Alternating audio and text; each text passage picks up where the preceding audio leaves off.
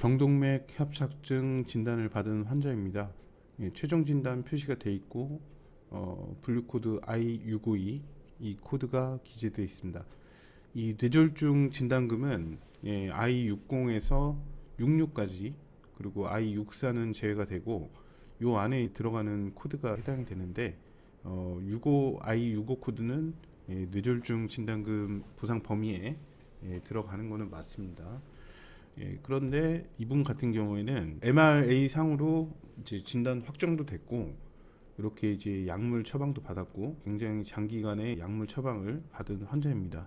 그래서 보험회사에 이제 뇌졸중 진단비를 청구를 하셨는데 보험사는 진단 적정성에 대해서 조사가 필요하다는 의견으로 현장 심사랑 뭐 자문이나 이런 것들을 안내를 했고 가입자분께서는 의사 선생님이 진단을 확정했기 때문에 아무런 의심 없이 동의를 하게 됐습니다. 그런데 그 절차를 진행하는 사례들은 이유는 다르지만 아무런 이유 없이 뭐 현장 심사라든지 자문이라든지 이런 것들을 진행을 하지는 않습니다. 그래서 청구 결과에 대한 안내문인데 이 보험사는 다른 대학병원에 애초에 받은 진단은 대학병원에서 나온 건 아니었고 2차 병원의 진단이었는데 이제 2차 병원, 뭐 종합병원, 준종합 이런 데서 나온 진단 자체를 크게 신뢰를 하지는 않습니다. 물론 그런 병원에서 나온 진단도 뭐 명확한 검사 결과가 있다든지 그러면은 그냥 넘어가는 경우도 있지만 애매한 내용, 그 다음에 뭐 진단에 대해서 이견을 걸 수 있을 만한 뭐 그런 소견이 확인이 된다든지 하여튼 다양한 이유에서 진단 적정성 심사를 하게 되는데 이거를 보상 처리를 안 하기 위해서 한다 이러면은 뭐 누구라도 동의를 하지 않을 것이기 때문에 뭐 진단 적정성을 한번 검토해보자, 재검사를 한번 해보자 뭐 이런 식으로 회유하듯이 안내를 하게 되는 거죠. 하지만 이제 이분 같은 경우에는 이 협착률 자체가 보험회사에서 인정하지 않는 50% 미만의 이제 협착이었기 때문에 그래서 이제 이 자문을 시행을 하자고 한 겁니다. 근데 청구를 처음 해보시고 이런 분쟁 경험이 없으신 분들 같은 경우에는 뭐 의사가 진단을 내렸는데 그게 바뀔 수가 있겠냐 약간 이런 생각을 가지고 뭐 보험사의 절차에 응하는 경우들이 굉장히 많이 있는데 이런 결과를 되는 거죠.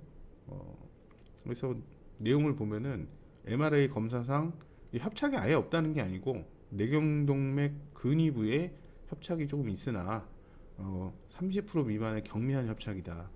그리고 초음파상 축상 경합판으로 인한 협착이 관찰이 되나 50% 미만의 이제 경미한 협착이다. 뭐 이런 얘기들이죠.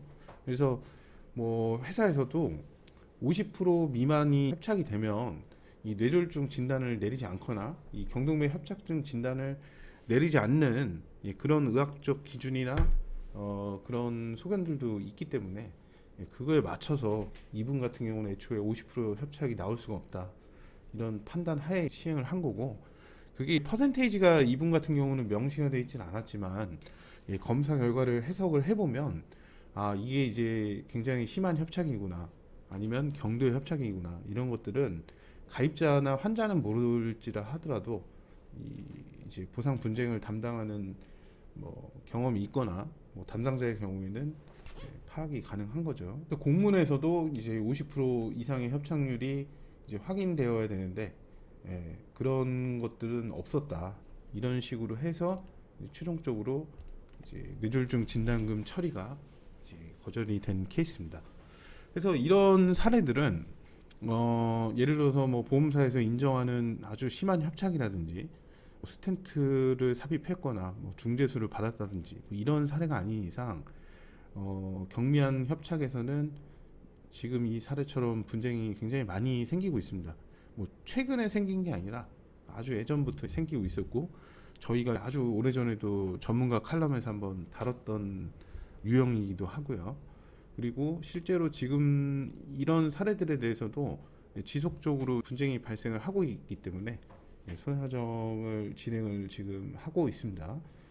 그래서 이런 케이스들은 보험사에 충분한 의학적 근거 이런 것들도 충분히 있기 때문에 이런 절차에 그냥 따라가다 보면은 안 좋은 결과를 받을 수가 있고, 안 좋은 결과를 받은 것에서 끝나는 게 아니라 이거를 또 다시 뒤집어야 되는 아주 또 어려운 상황이 생기게 됩니다. 그래서 그런 동의나 이런 것들을 하기 전에 손해사정사랑 한번 상담해 보시고, 경동맥 협착증 진단이 나왔다는 그 사실 자체가 뭐 무조건 다 보상이 된다 이렇게 보기는 어렵습니다.